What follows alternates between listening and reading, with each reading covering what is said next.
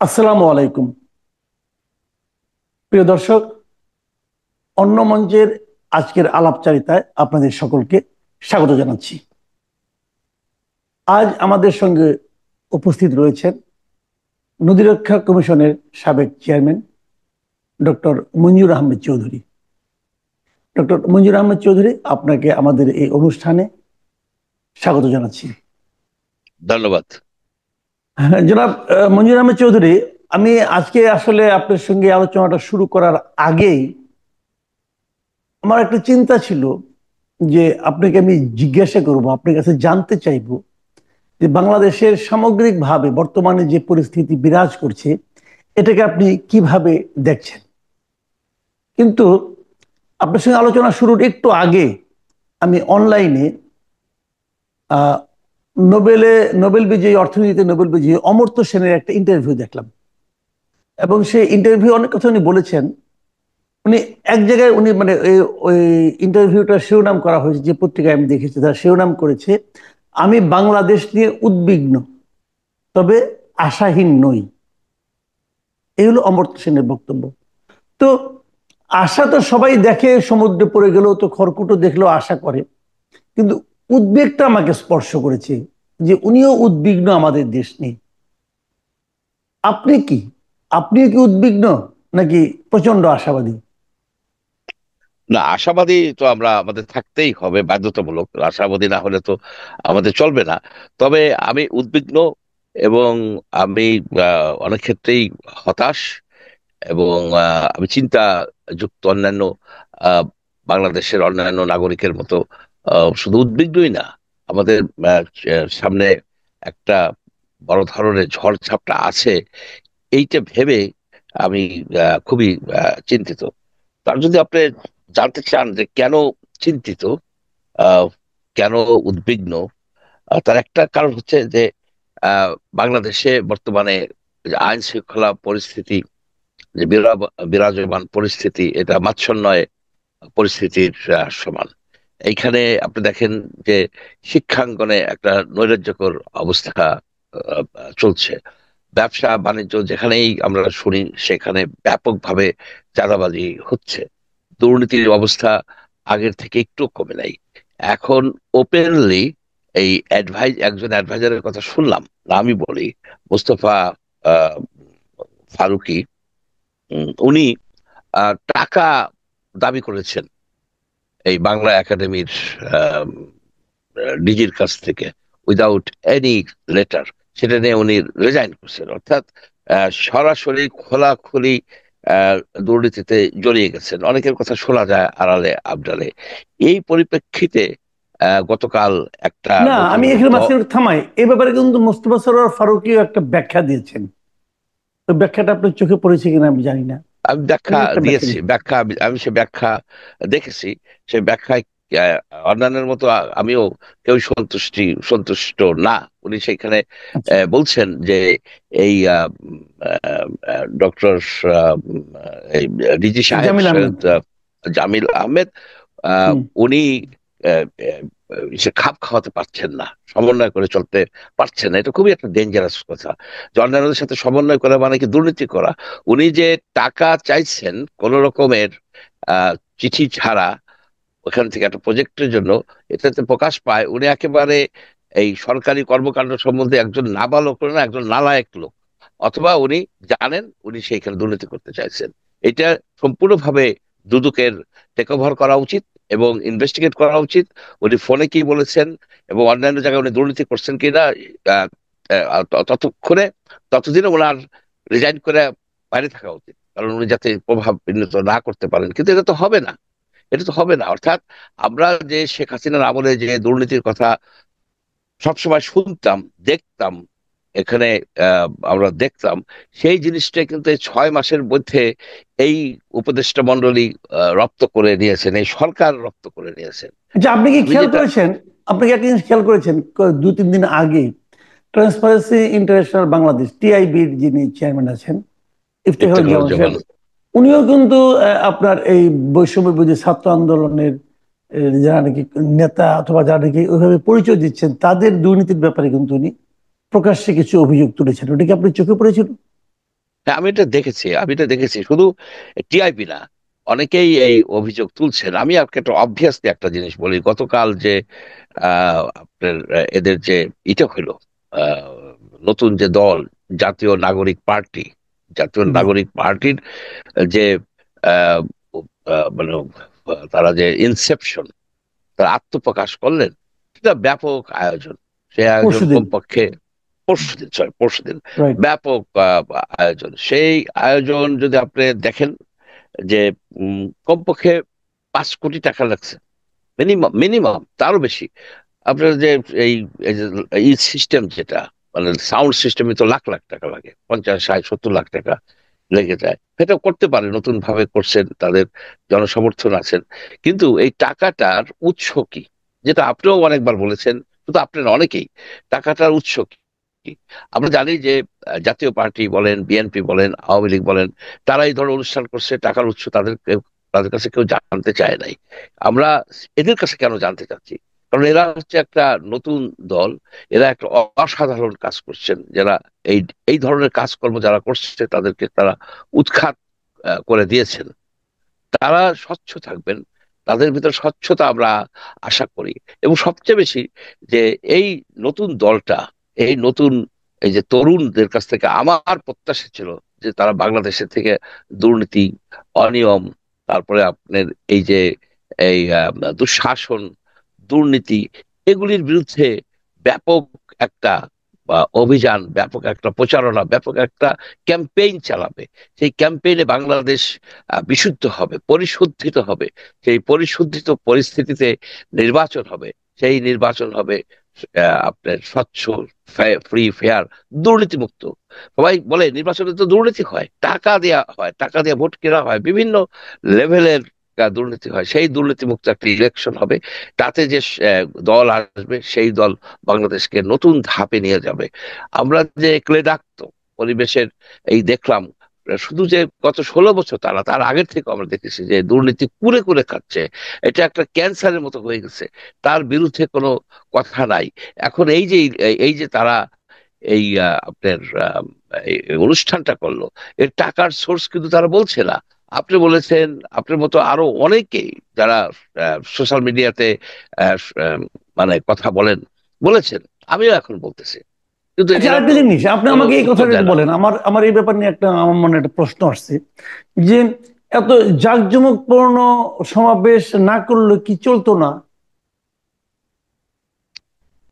সেটা আহ, চলতো, কিন্তু এরা গেছে ওই ইসে যে ট্রাডিশনাল যে আওয়ামী হুম। লীগ, বিএনপি, তারপরে জাতীয় পার্টি যেভাবে করে, এরাও সেইভাবে, সেই পথেই এরা হাঁটছে। এটা তো আমরা তাদের কাছ থেকে আশা করি না।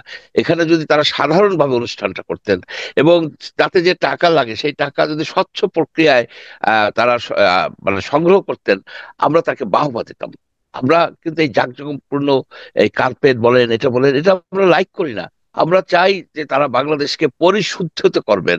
এইখানে যে আজকে যে দুর্নীতি হয়, ব্যাপক দুর্নীতি হয়, একটু দুর্নীতি কমে নাই। টিআইবি তে বলছে যে দুর্নীতি আগে থেকে কমে নাই, ক্ষেত্র বিশেষে হয়তো বাড়ছে।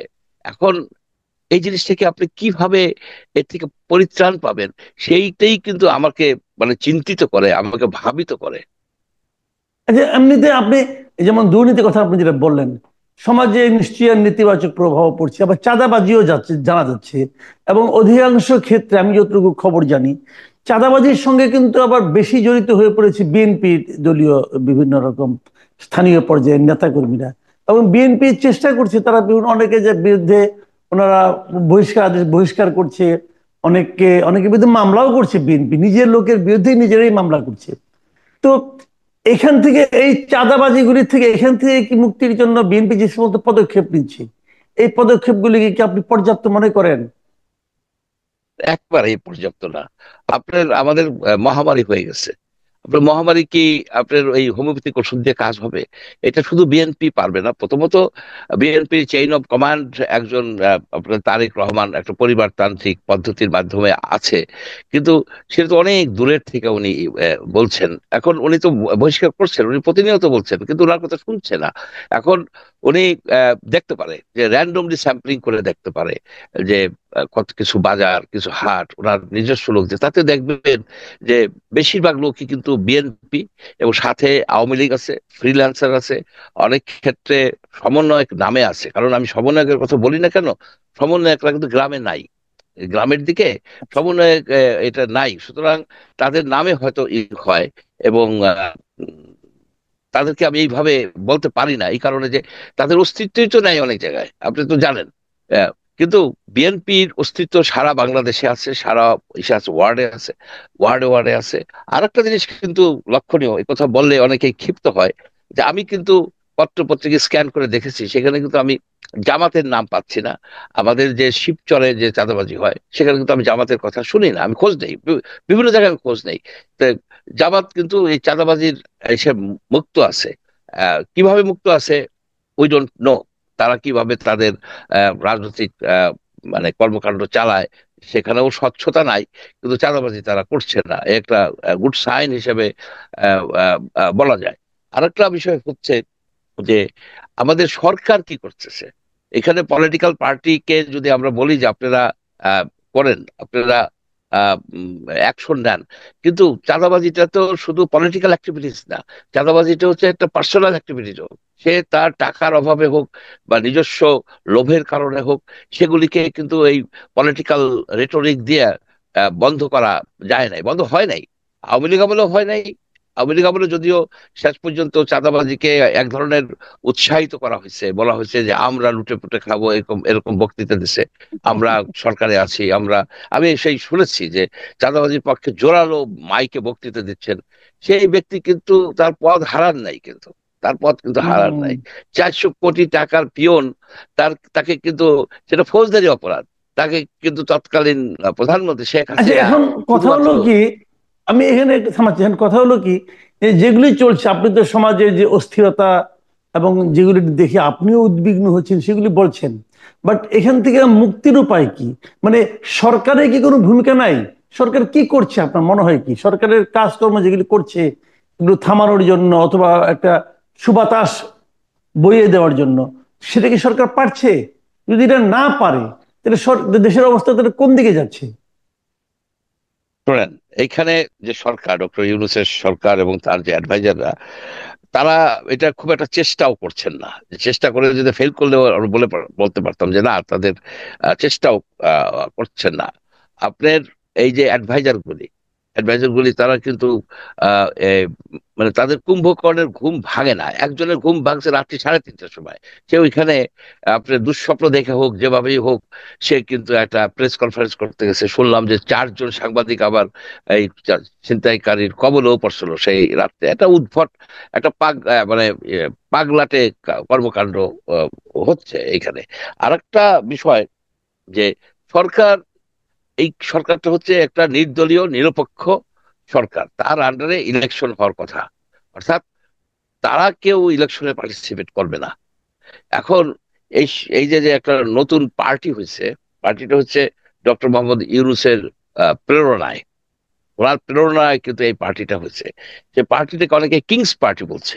আমি একে কিংস পার্টি বলতে পারি না। আমি চিন্তা করে দেখলাম, কিংস পার্টি না, কিংস পার্টি হলো যে পার্টির কেউ সরকারে থাকে না, কিংস এর একটা আনুগত্য থাকে, কিংস একটা তাদেরকে কিং রাজা তাদেরকে সুদৃষ্টিতে দেখেন। এখানে হচ্ছে কি পার্টির একটা অংশ এই সে ক্ষমতায় আছে, একেবারে পুরোপুরি ক্ষমতায় আছে, অনেকগুলি ভালো ভালো মন্ত্রণালয় তাদের অধীনে আছে। আর কয়েকজন এসে গেছে আপনার ইসের কি বলে এই, রাজনৈতিক মাঠে। সুতরাং it is a hybrid kings party. এটা একটা ভয়াবহ রকমের এই ধরনের নির্বাচন অতীতে বাংলাদেশে কিন্তু হয় নাই, এই ধরনের নির্বাচন প্রক্রিয়া শুরু হয় নাই। কিন্তু শেখ হাসিনা নির্বাচন করছে, অনেক দুর্নীতি করছে, কিন্তু একদল ক্ষমতায় থাইকা আরেকজনকে পাঠাই দিছে, কিন্তু ক্লেম করতেছে যে আমরা নিরপেক্ষ। শেখ হাসিনা যেরকম নির্বাচন করছে সেই ধরনের নির্বাচনী একটা উদ্ভট নির্বাচনের দিকে দেশ আগিয়ে যাচ্ছে। এবং তাহলে আমি আপনি কি মনে বলতে করি চাচ্ছেন, আপনি কি বলতে চাচ্ছেন যে ডক্টর ইউনূসের যে সরকার এই মুহূর্তে আছে তাদের মাধ্যমে যদি, তত্ত্বাবধানে যদি নির্বাচন অনুষ্ঠান হয় আগামীতে, সেটা ডিসেম্বরই হোক অথবা আগামী বছরের মার্চেই হোক, সেই নির্বাচনটা আপনার কাছে মনে হয় নিরপেক্ষ হবে না? না, ডেফিনেটলি নিরপেক্ষ হবে না। ডেফিনেটলি নিরপেক্ষ হবে না, এটা তো বোঝাই যায়। আর একটা বিষয় হচ্ছে কি, সেই নির্বাচনে বিএনপি বলেন, অন্যান্য যে পার্টি আছে হয়তো জামাত বাদে, তারা কি তার সেই নির্বাচনে অংশগ্রহণ করবেন? এটাও কিন্তু একটা, অংশগ্রহণ করবেন না। এই যে দেখেন, এই পার্টির এই এই যে পার্টির যেদিন শুরু হলো, সেদিনই তো তাদের অশুভ সব কর্মকাণ্ডদের শুরু হয়েছে। সেখানে বিভিন্ন জেলার ডিসিরা সরকারি ব্যয়ে, সরকারি ব্যবস্থাপনায় মানুষ পাঠাইছে বাসে কইরা। তো এই পার্টির ভবিষ্যৎ কি? এই পার্টি তো আপনি স্টিল বর্ন, মানে বিকলাঙ্গ এক শিশু হিসেবে জন্মগ্রহণ করলো। তাদের উচিত ছিল স্বচ্ছতা, তাদের উচিত ছিল দারিদ্রতাই তাদের জন্য সম্পদ হয়ে দাঁড়াইতো। তাদের যে কটা লোক আসতো সেটাই যথেষ্ট ছিল। এই যে ডিসিরা আবার ওটাকে লিক করে দিছে, কারণ ডিসিদেরকে আপনার ফায়ার করতেছেন যে পার্সিয়ালিটি করার জন্য। তারা সেখানে অফিস অর্ডার করে সেই কাগজপত্র জায়গায় জায়গায় ঘুরে বেড়াচ্ছে, সেখানে আবার নানাবিধ এক্সপ্লানেশন দিচ্ছেন একজন প্রেস সচিব। উদ্ভট এক্সপ্লানেশন, যে উনি মনে হয় কোনোদিন সরকারি কোনো কর্মকাণ্ড উনি দেখেন নাই। ডিসি যখন একটা ফোন করে, সে সরকারি ফোন দিয়ে ফোন করতেছে, সে যখন বলতেছে যে এইটি জিনিসটা উনি বুঝতে পারেন না কেন, যে একটা সরকারি কর্মকর্তারা চলেন, তাদের কোড অফ কন্ডাক্ট আছে, কোড অফ কন্ডাক্ট আছে, সে কি কারণে আপনার এই পাঁচটা পাঠাবে একটা পলিটিক্যাল পার্টির? কালকে যদি আচ্ছা, আমি বিয়ে। আমি আপনাকে একটু মানে সুদূর প্রসারী একটা চিন্তা করতে বলি। যেমন ধরা যাক, আপনি বললেন যে এই সরকারের অধীনে নির্বাচনটা আপনার কাছে মনে হয় নিরপেক্ষ হবে না। যদি আপনি যদি নিজে নির্বাচনে অংশ নিচ্ছেন না, আপনি নিজে নির্বাচন করেন না, প্রার্থীও না, কেবল ভোটটা দেন, কিন্তু একজন ভোটার হিসেবে, একজন নাগরিক হিসেবে আপনার কাছে মনে হচ্ছে এই সরকার নিরপেক্ষ নির্বাচন অনুষ্ঠানের নৈতিক অবস্থানে আর নেই। তাহলে রাইট। যদি বিএনপিও নিশ্চয়ই তাহলে মনে করবে, যদি বিএনপিও মনে করে আপনার বক্তব্য অনুযায়ী, এবং আরো অনেক দল মনে করে, তাহলে এরা কেউ নির্বাচনে গেল না, সরকার নির্বাচনে আহ্বান করলো, আবার ছাত্ররা নির্বাচনে গেল, তাহলে জিনিসটা দাঁড়ালোটা কি, যাচ্ছে কোন দিকে? আবার আওয়ামী লীগের সেখানে ভবিষ্যৎ কি হবে সেটা নিয়েও প্রশ্ন আছে। তো আবার ওইদিকে অমর্ত্য সেন দিয়ে শুরু করেছিলাম, অমর্ত্য সেন দিয়ে শেষ করি। অমর্ত্য সেনও কিন্তু বলছে যে যদি আপনি আওয়ামী লীগকে নির্বাচনের বাইরে রাখেন, তাহলে আওয়ামী লীগের বিরুদ্ধে যে অভিযোগটা আমরা সবাই করতাম, সেটা কিন্তু এই সরকারের বিরুদ্ধে উঠবে। এই সামগ্রিক অবস্থায় আপনি কি দেখেন ভবিষ্যৎটা, একটু শুনেন, সংক্ষেপে যদি বলেন এটা। আওয়ামী লীগের কথাটা বাদ রাখেন।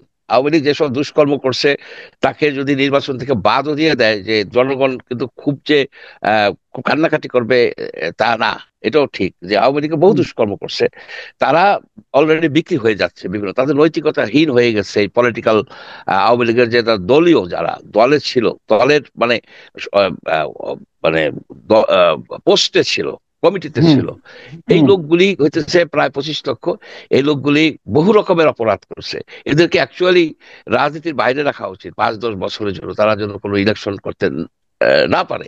কিন্তু এটা যদি বাদ রাখেন এই প্রশ্ন, মেইন প্রশ্নটা হচ্ছে কি, যদি বিএনপি নির্বাচনে না যায়, অন্যান্য দল না যায়, এই এই যে এই দল জামাত আর এই নতুন দল এরা মিলে যদি একটা নির্বাচন করে, তখন এটা কিন্তু কনস্টিটিউশনাল ক্রাইসিসের দিকে দেশ চলে যাবে। এমনকি আপনার এটাকে ভাবা খুব একটা দূরবর্তী ভাবনা হবে না যে সিভিল ওয়ারের দিকে চলে যেতে পারে। কারণ আপনি দেখেন যে 6,000 অস্ত্র আপনার লুট হয়ে গেছে, সেই অস্ত্র উদ্ধার হয় নাই।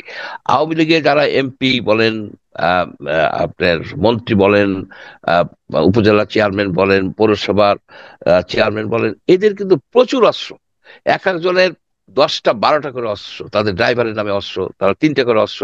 সেই সব অস্ত্র কিন্তু উদ্ধার করা হয় নাই। মানে শুনেছি লাইসেন্স, লাইসেন্স করা অস্ত্র। লাইসেন্স, লাইসেন্স করা অস্ত্র। একজন তো 3টে অস্ত্র রাখতে পারে, তার ড্রাইভারের অস্ত্র আছে, তার আপনার এপিএস এর অস্ত্র আছে। তাহলে আপনার প্রায় 20-30টা অস্ত্র একজন এমপি যে কোনো সময় বাইর করতে পারতো। তারা তো অস্ত্রের একটা মানে সেই সব অস্ত্র উদ্ধার হয়েছে? উদ্ধার হয়নি। আমার হয়তো কিছু কিছু হয়েছে, কিন্তু এই অস্ত্রগুলিকে উদ্ধার সরকার করার উদ্যোগ নেয় নাই বা উদ্ধার করতে পারে নাই। এটা একটা ফেলিওর। এখন আমি মনে করি কি, যে এটার পরিত্রাণের উপায় হচ্ছে যে, আমি নিশ্চিত যে ডক্টর মোহাম্মদ ইউনূস শুধু যে নিরপেক্ষতা হারিয়েছেন তা না, ওনার সেই অ্যাডমিনিস্ট্রেটিভ এবিলিটি নাই, প্রশাসনের উপরে, যে উনি একটা নির্বাচন, স্থানীয় নির্বাচন বলেন, জাতীয় নির্বাচন বলেন, এমনকি আপনি যদি স্কুল কমিটি নির্বাচনও যদি দেন সারা বাংলাদেশে একদিনে, সেটাও উঠে আনতে পারবে না। এই ধরনের একটা মানে হযবরল অবস্থা। এই অবস্থায় এই সরকার, এই সরকারের সরে যাওয়া উচিত, এই সরকারের সরে যাওয়া উচিত।